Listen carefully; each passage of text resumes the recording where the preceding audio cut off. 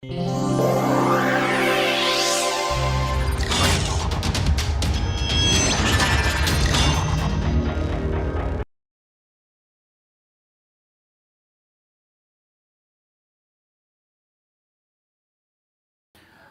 morning and welcome to this lecture in our course on chemical engineering principles of CVD processes.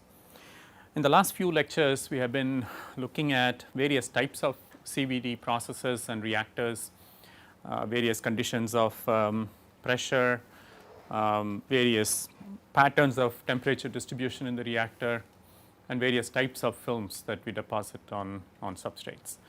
So, today we are going to talk about methods of measuring properties of CVD films. Why do we need to measure the properties of CVD films? There was actually a saying, I think it was by Lord Kelvin, who invented the Kelvin temperature scale.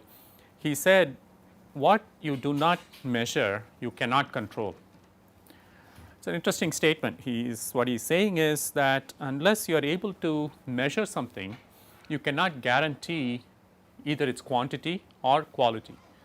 Typically, to guarantee the quantity, you have to be able to do quantitative measurements, and in order to guarantee quality, you have to be able to do qualitative measurements.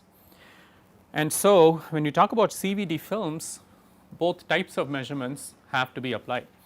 There are certain properties of the film that we need to be able to characterize in a qualitative manner, and certain properties that we need to quantify.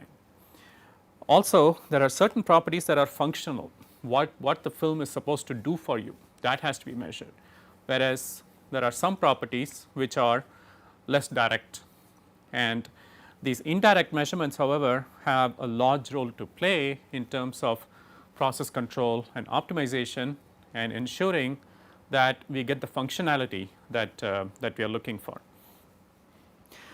Now, when we do measurements in general, you can classify them in two ways. There are what are known as in situ measurements and ex situ measurements, also called online measurements and offline measurements. An in situ or online measurement has the huge benefit that the data are being measured in real time. So, as you process wafers and they are going through with a film being deposited on them, you take the measurement right there, and so you have visibility into what is going on with the process virtually at any instant in time. Whereas, an ex situ or offline measurement is, as the name suggests, done remotely. So, typically every shift in a manufacturing line, you would take a sample, you would take it to a laboratory and subject it to various types of analysis. Now, the downside of such measurements is there is a time lag. So, by the time you take the samples, by the time you do the measurements, by the time the data comes back, you would have processed many more lots of wafers or other products. So, if you detect a problem in your offline test, everything that you have produced between the time you took the sample and the time the data came back would be compromised. And so, you do not have that real time feedback. So, that is the biggest downside. The upside though is that the offline measurements can frequently be done using much more sophisticated instrumentation. The readings can be much more precise, much more accurate, and can yield much more detailed information about whatever you are trying to inspect. So, they do have pluses and minuses. What you really need then is a combination of the two. So, typically in CVD industry, both types of tests are employed. There will be a series of in situ tests which typically will provide quick data, mostly quantitative, which can be used to essentially derive process control charts and put in SPC methodologies, Six Sigma methodologies and all that to ensure that you maintain the quality of the output. In addition, you will be simultaneously doing offline testing on the same CVD films to look for more detailed characteristics. For example, the structure of the film. It is not easy to do that online, although now there are online XRDs that can give you a brief snapshot of how crystalline the structure is. But if you want a more detailed, for example, sectional profile of the film to see how the composition is changing, across the thickness of the film, you cannot do that online. So, a good combination of both types of measurement methodologies provides the most value both for the producer as well as the customer. Another way to classify measurements in such instances is the direct versus indirect. Now, when you say direct measurement, what we mean is the reason you are realizing a CVD film on a substrate is for a certain purpose. We have looked at several of them. It could be to provide conductivity variations. You could have a conducting film, semiconducting film, dielectric film, or it could be for completely different purposes, maybe to provide thermal protection or moisture barrier capabilities, or it could be corrosion protection, erosion protection, wear protection, galling. I mean, there are many reasons why CVD films are put down on surfaces. So, the most direct test would obviously be one that tests the purpose for which the CVD film was put down. I mean, if you are putting it down to achieve a certain conductivity at a location, obviously the most logical test to do is to measure the conductivity there and see if you have realized your objective. And from a customer viewpoint, that is really what they care about. They do not care about what it takes to produce that film. What they care about is, are you able to deliver to their specifications. And so, the direct measurements are of most value to the customer who is using the product. Now, this may not even be an external customer, it could be an internal customer. For example, you could be making silicon wafers and part of the process may be chemical vapor deposition of a certain layer on the wafer, and then it goes to the next step in the process. The next step becomes the customer for the previous step, right. So, when I say customer, do not think of external customers, it can also be an internal customer, maybe just the division next door, but they would expect certain properties of this product that you are making. So, obviously conductivity measurements are easy to make. One thing that is different though, when you are talking about CVD films, I mean, I am sure you have done conductivity, resistivity measurements in high school, in college. The difference is, of course, with a CVD film, you are looking for planar properties, you are looking for sheet resistance properties, planar conduction. So, you have to be able to do essentially multi-probe type of measurements in order to be able to measure not only the conductivity or resistivity at a single point, but rather across a continuous plane of material. But apart from that, many of the techniques you have already learned to measure conductivity and so on are quite applicable here also. The other difference, of course, is that you are talking about measuring conductivity across a very thin film. So, that requires certainly more precision, particularly in the positioning of your probes.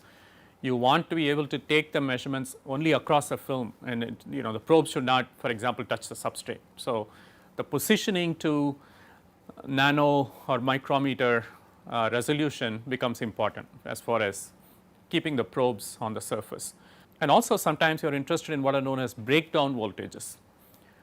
This is particularly important when you have an oxide film on a surface.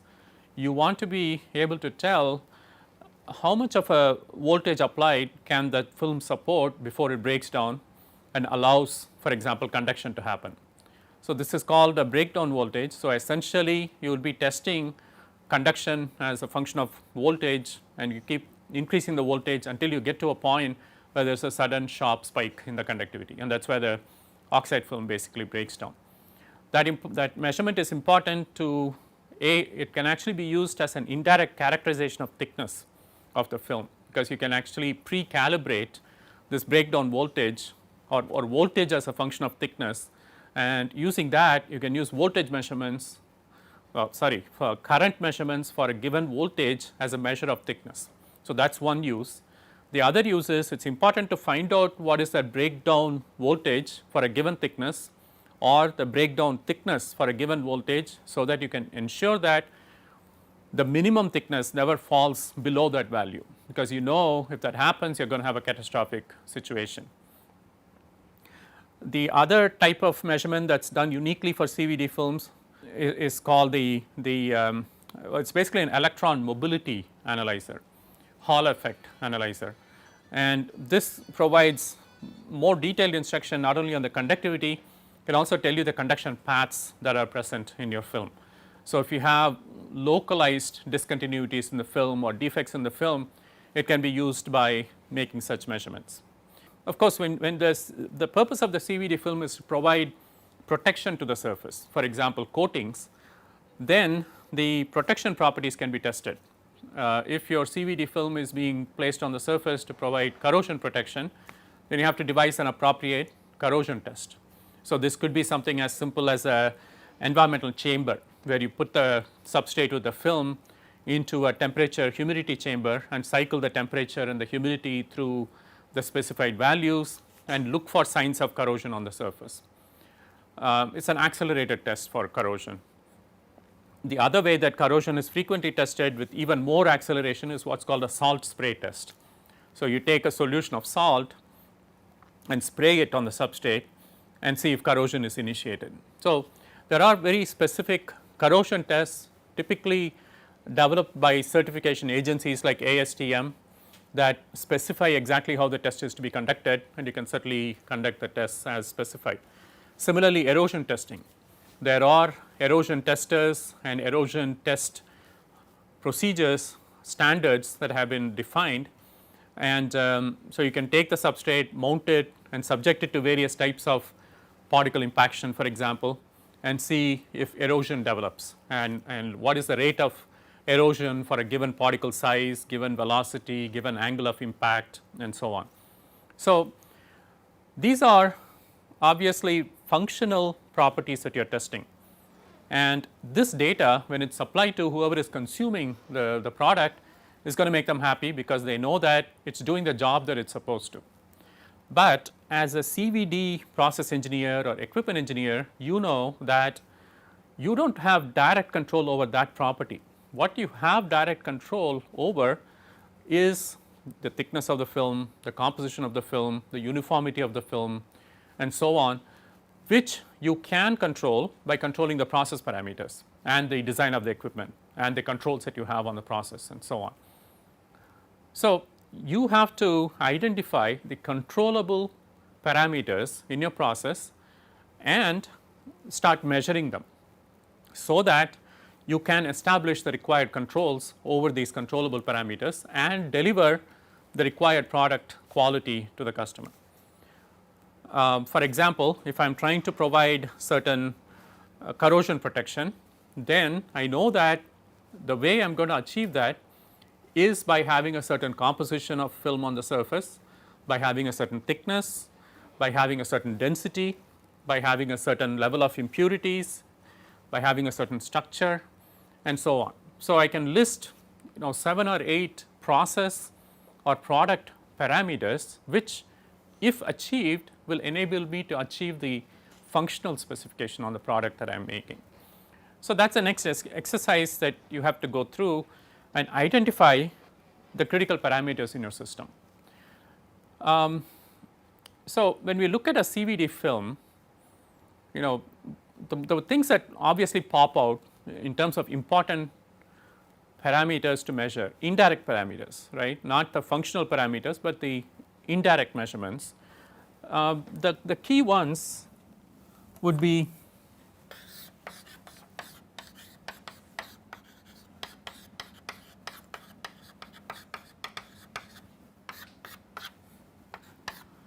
I would say the number one property that you would try to measure is thickness.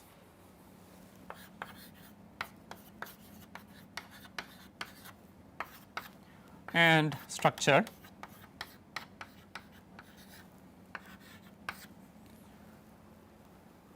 The third one is what is known as line width.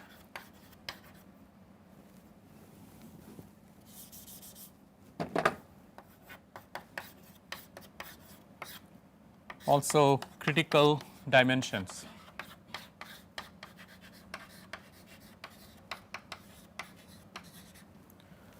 So, what we mean by line width critical dimensions is, if you have a substrate and you are trying to put down a film on top of it,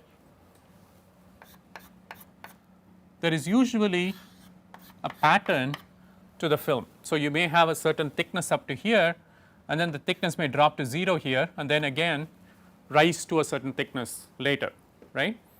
So, in this particular case, the line width as it is defined is the distance of separation between the two CVD films. The critical dimension is typically this and this, the length, the width, and of course, since this is 3-dimensional, the height or the thickness of the CVD film. So, these are the critical geometrical dimensions that you try to measure on a surface. So, thickness, even though that is listed separately, is actually one of the critical dimensions that you want to be able to measure on the substrate. Composition is obviously very, very important to know. You are trying to deposit a certain CVD film, you have to be sure that that is what you are depositing and that it is not some non-stoichiometric film that you are depositing or something that is completely different from the chemistry that you are trying to achieve on the substrate. So, the composition is important. And then the surface properties, particularly roughness, can be a very important parameter to measure. When you have a substrate, it has a certain predefined roughness, but when you deposit a CVD film on it, the roughness is going to change. That can be a very important parameter in many applications, particularly when you are trying to provide a certain if the film is trying to provide certain protection, because a rough surface, for example, will erode very differently from a smooth surface. So, the surface roughness becomes a very important parameter, and impurity levels are also important to measure. You want to know how integral the film is, both from a physical viewpoint as well as from a compositional viewpoint. The other parameter that we have mentioned previously is grain size. The grain size of a film to a large extent determines its strength, its durability, its permeability. Many of the properties that we try to achieve with a CVD film are actually leveraged very effectively by using grain size as a controllable parameter. What else? I mean, we certainly have to look at properties like hardness, density, another property that we had mentioned earlier is etch rate, which is a good measure of how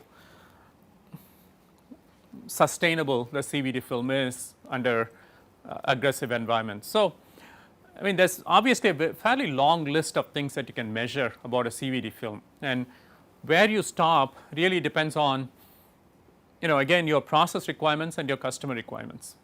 The more demanding your customer is and the more high end the product is that your CVD film is going to go into, typically the more measurements you have to do to ensure that the process stays under control. Whereas, if you are making the CVD film for a mass production low cost type of device, then you may choose to do only a couple of these and say that as long as these stay in control, I am going to assume that everything else stays in control.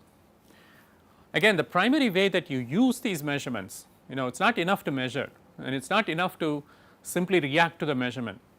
A good manufacturing process will have a strategy in place where you look at not only whether a particular measurement is in spec or out of spec, but you actually do some trend charts and make sure that the process is not showing signs of drifting out of control.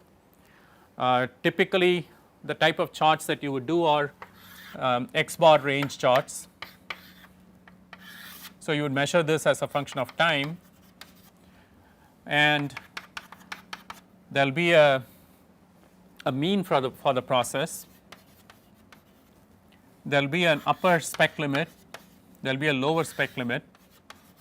So, for example, these could be thicknesses of the CVD film, and you would want to have a specification on it that is, let us say, plus or minus 5%, right.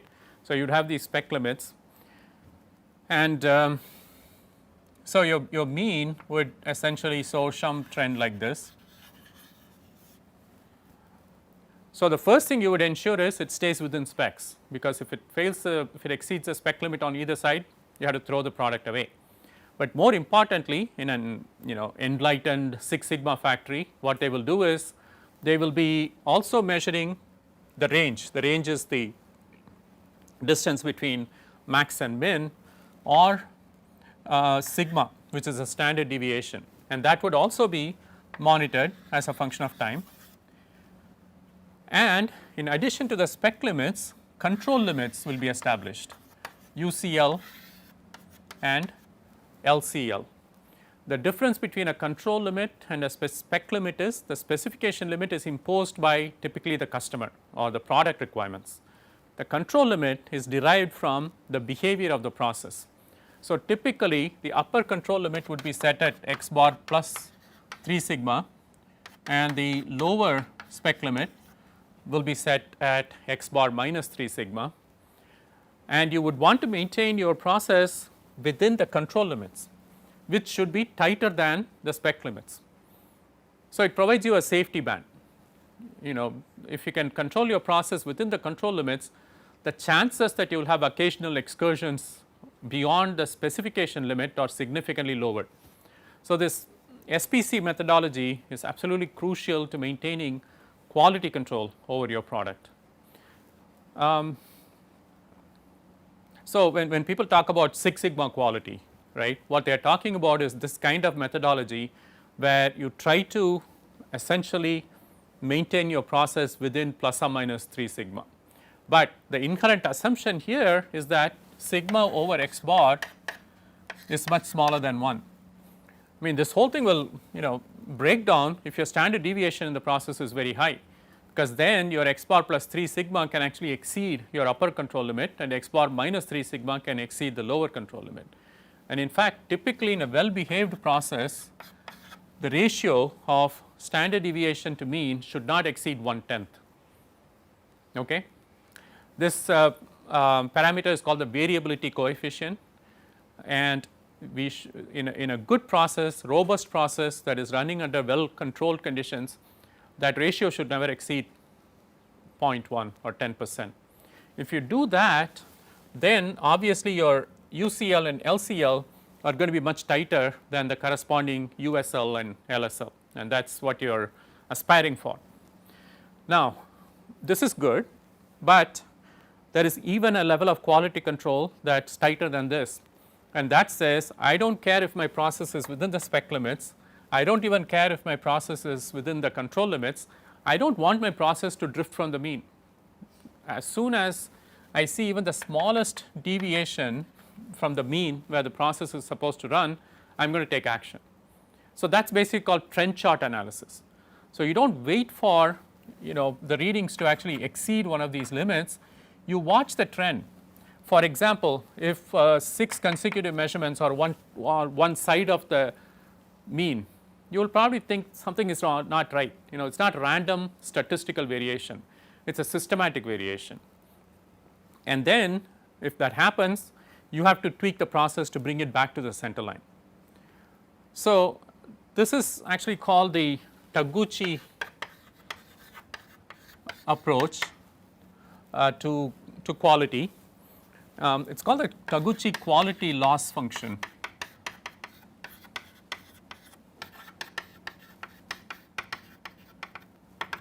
Taguchi was a famous engineer, statistician, who said that any time the product measurement deviates from the mean or its ideal value, it's losing, there's a loss associated with it, because the product is not as good as it can be. So, he says anytime you see any deviation from the mean value, treat it as a loss, add up the losses and try to minimize that. So, what he defines as quality loss function is the summation of all deviations from the process mean, and he says in a good process that should be 0, or you should try to drive it to 0. In other words, if you integrate and find the area between the trend line and the mean line, that integral should be driven to 0 in your process. That requires extremely tight process control. I mean, somebody has to be sitting there well, not necessarily manually, but at least you should have an ability to monitor how the process oscillates on a essentially a real time basis and provide a real time reaction to continuously keep bringing the process back to the mean. So, that is kind of the ultimate in quality control methodology. Of course, as you realize, there is also a cost associated with that, because every time you tweak a process to bring it back to its ideal value, somebody is taking some action, there is an intervention involved, there is a process disruption involved, all of that is cost, right. So, that is a cost, it is a cost of achieving quality, and this is the cost of not having the quality, and the two costs essentially must be added up to give a total cost to the manufacturer. And the most enlightened approach is not to say that I am going to minimize this, not to say that I am going to minimize the cost of tweaking. What you should try to minimize is the total cost of this plus the cost of tweaking to avoid this, right. So, that is the new evolution in quality control theory that is being worked on, and some interesting findings are coming out because of this, in terms of what type of control methodologies are appropriate for what kind of processes. Okay. Anyway, the whole point is, out of this list of 10 or more parameters, you have to identify which of these parameters is so critical that you apply this quality loss function methodology, which ones are less critical and you can control them to control limits, which ones are even less critical and you can control them to specification limits, and which ones are so non critical you do not even care, you just take occasional offline measurements, and as long as they show something good, you are happy. So, you have to go through the exercise of looking at all the measurable properties, identifying ones that are truly critical for what you are trying to achieve with that CVD film, and applying appropriate measurement technologies and control methodologies for specifically those properties. So, that is all discussion about how you use your measurements, but first you have to do the measurements, right. So, how do you measure CVD films? The most common inspection technique is what? I mean, suppose you are given a CVD film and you are asked to measure it, what would be the first thing you do? Any idea? No, that is way down the list. Look at it. Look at it. I mean, the human eye is one of the most sensitive detectors. It is amazing what the eye can see that instruments cannot, just like the human nose. Human noses can detect parts per trillion levels of things in the atmosphere. There is no sensor that is ever going to be able to match the human nose in terms of its sensitivity. You can try and get close, but even nano sensors or pico sensors or femto sensors that people are working on, you are never going to be able to match the human nose. Similarly, human eye, particularly from a trained operator, if someone's job is to just sit and look at CVD films on substrates as they are passing by, it is amazing how sensitive they can become. They can pick up very, very minute variations which are very difficult actually to measure quantitatively using any known tool. So, visual inspection is the number one thing. You have to continuously watch the product and make sure that it looks good.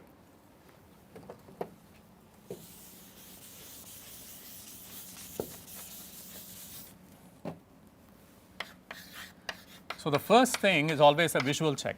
What is the second thing? Visually it looks okay, what do you do next? You can do one of two things. You can look at it under different lights, right. So, you can use bright light, you can use UV light and see if something else shows up. So, lighting is an enhancement.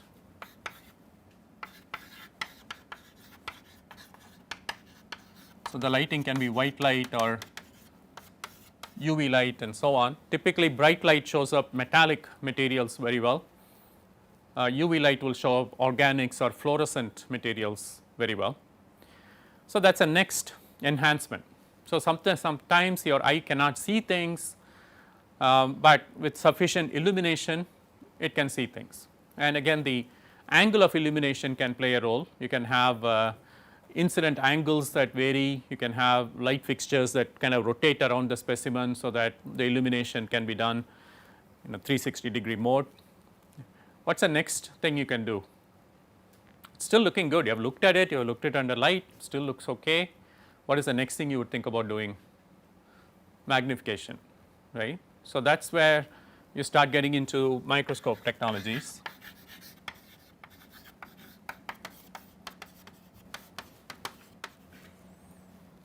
Of course, when you do microscopy, even before you look at things like electron microscope, you first do optical microscopy.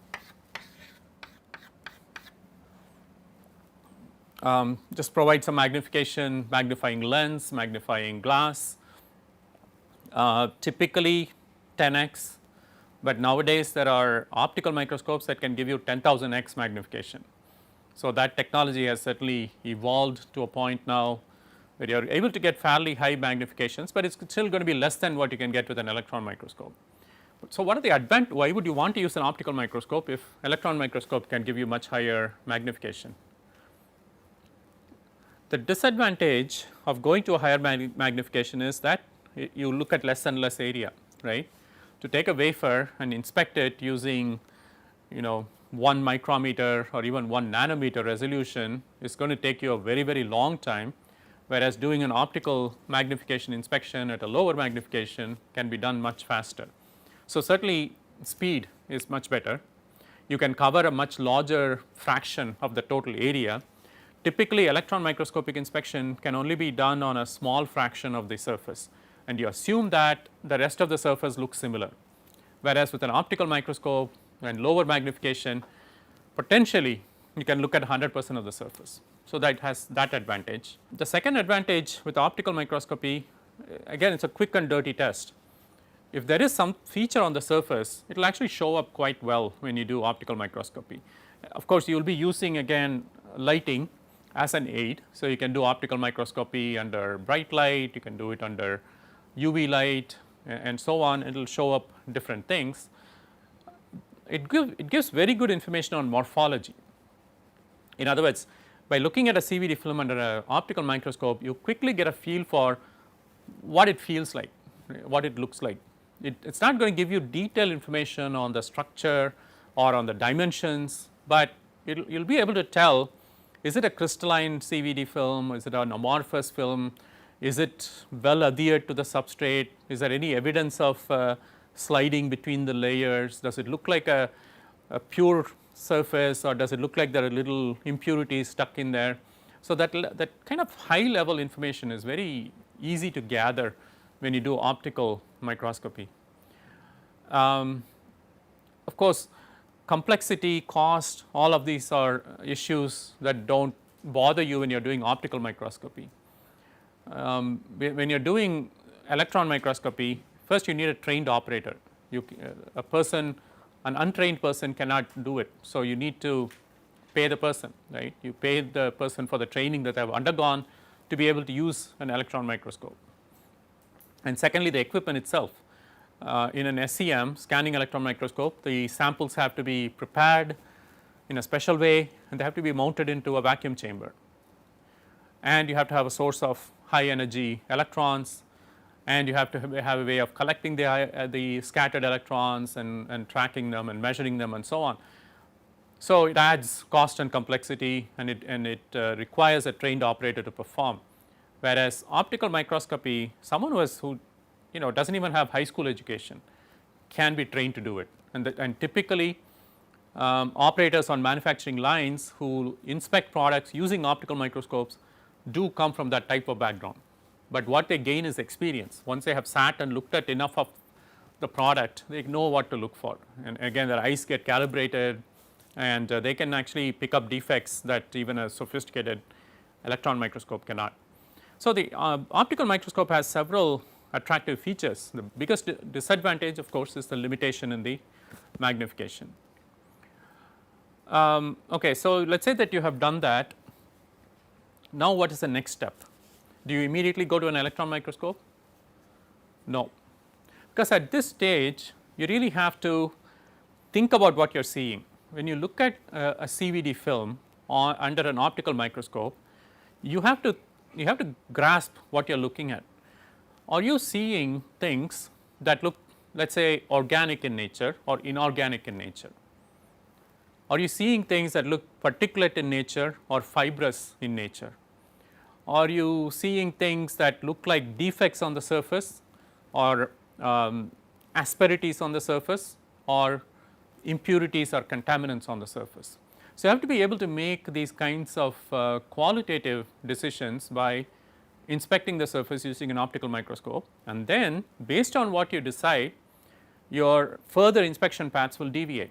For example, if the optical microscope shows that you are mainly seeing inorganic materials, and again the way you can tell that is by using different lights and different illuminations. Metal particles, for example, will show up very differently than non-metallic particles. So, using an optical microscope, it is possible to make that assessment. So, the other possibility is it could be organic, and what is the other possibility? It could be fibrous. So, depending on what you think you see under the optical microscope, you will then go to the next set of instruments that you use.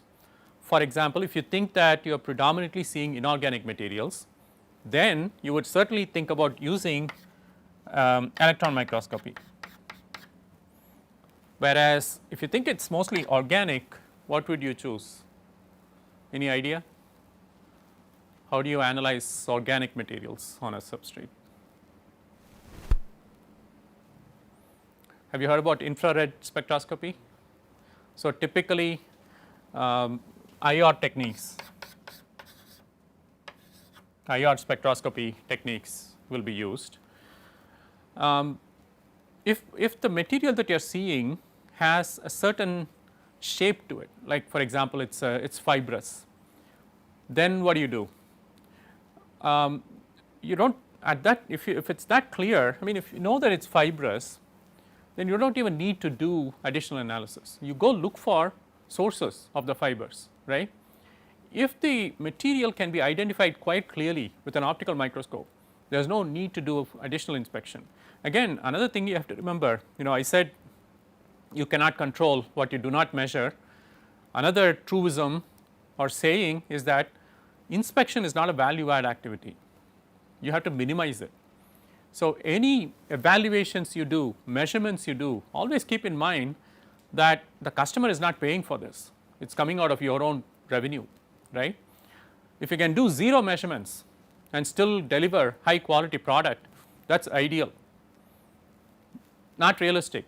So, you do have to invest in doing certain measurements to ensure that your process is in control, but again you should always be driving towards minimizing it. It is absolutely extraneous cost. Your measurements are not what you ship to the customer, the product is what you ship.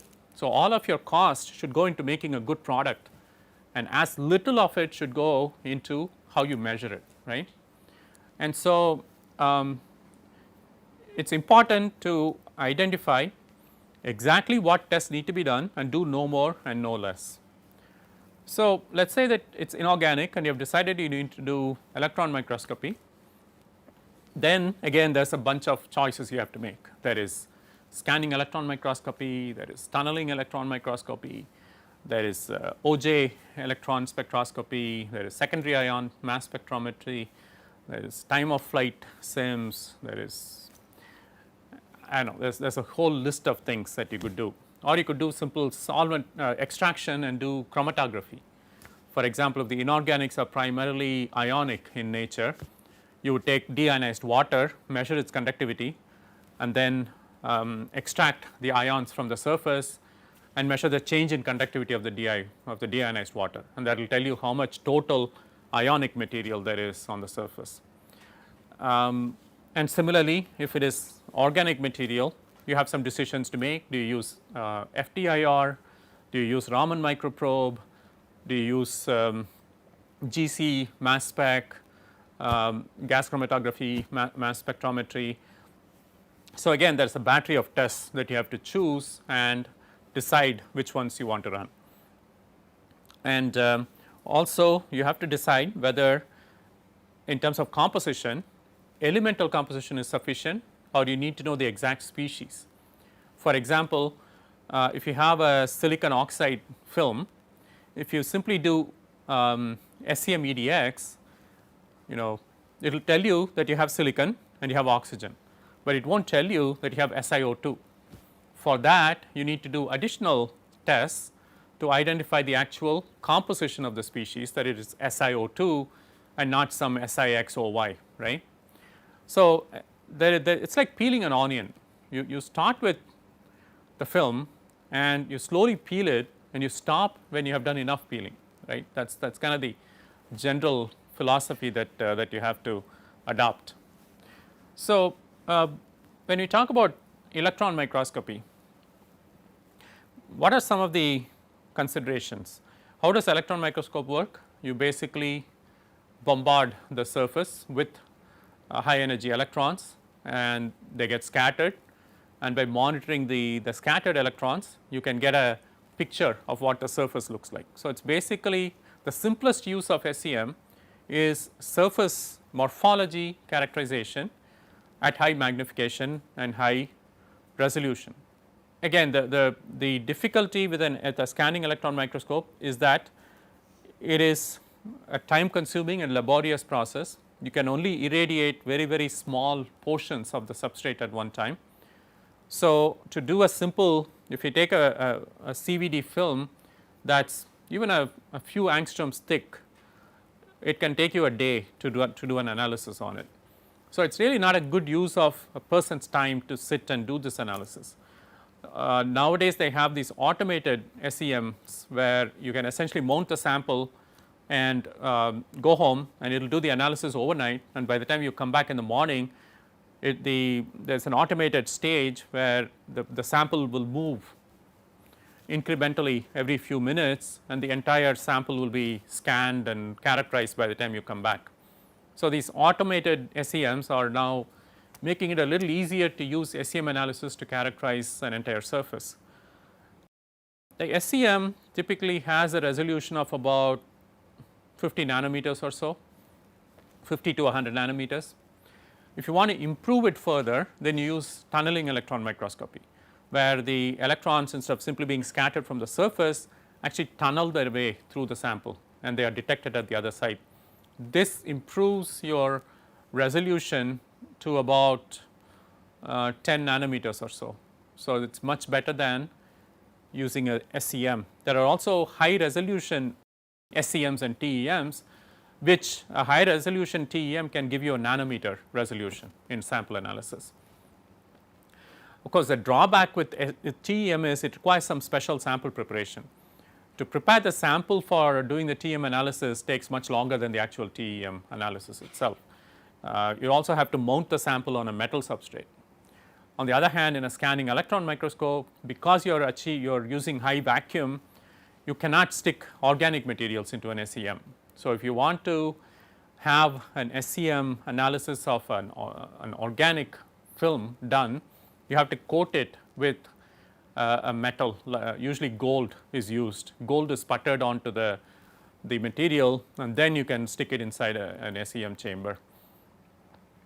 So, the combination of SEM and TEM can certainly provide you with a much better resolution, but in order to get compositional information, SEM and TEM are not going to do it. So, you attach it to a EDS or WDS setup, which is energy dispersive spectroscopic analysis or wavelength dispersive spectroscopic analysis, which essentially use X-ray spectrometry of the signal to identify the actual elements that are present at that location.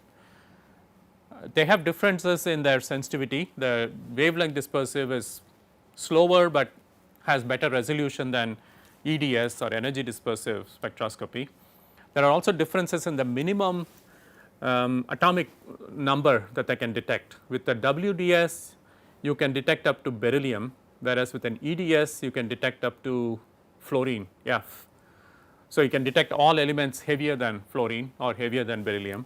Of course, nowadays both EDS as well as WS apparatus is coming with what they call a carbon window, which enables it to detect all the way down to carbon. So, the range of atomic numbers that we can detect using SEM and EDS/WDS is constantly being improved, and up to carbon is now detectable. So, SEM, TEM are certainly possibilities for analyzing samples. So, under electron microscopy, SEM and TEM are the most widely used. There is also a technique called OJ electron spectroscopy. OJ electrons are the electrons that are knocked off from the first layer when you irradiate a sample with an electron beam. OJ analysis therefore can be used for sectional analysis of a CVD film. So, you would essentially continuously knock off electrons from various depths of the CVD film and do the SEM analysis and the EDS analysis and so on. So, it gives you depth profiling capability. So, that is a big advantage of OJ spectroscopy. It is spelled AUGER, not OJ. The other method that is frequently used is SIMS, which stands for secondary ion mass spectroscopy. Here essentially you are using ions to knock off secondary ions from the surface, but the secondary ions are taken through a mass spectroscopy column where they are spectrally resolved to obtain the atomic masses of the individual elements. So, this technique and another related technique called time of flight SIMS, TOF SIMS, they are kind of like OJ because they can give you this depth profiling, but SIMS and TOF SIMS have better resolution than OJ spectroscopy. So, if you want, for example, angstrom level resolution of a CVD film in terms of its elemental composition, you use techniques like OJ, SIMS and TOF SIMS to be able to do that. Another, so these are all methods that, by the way, there is another one called LAMA, which stands for laser material mass analysis. This technique, you essentially take the sample and you hit it with a laser and vaporize the entire sample. So, you are not just doing knocking off of electrons, you are essentially vaporizing the sample, and the vapors are then taken through a mass spectroscopic analysis and you detect the elemental composition. So, all these techniques are good for looking at which elements are present, but if you want to look at compositions in terms of products or species, you have to use a different technique. Anybody know what's used to look for chemical species composition? NMR does not work for inorganics, it's but for inorganic. So far we have been talking about inorganic materials. What is a good technique to use? ESCA, anybody heard?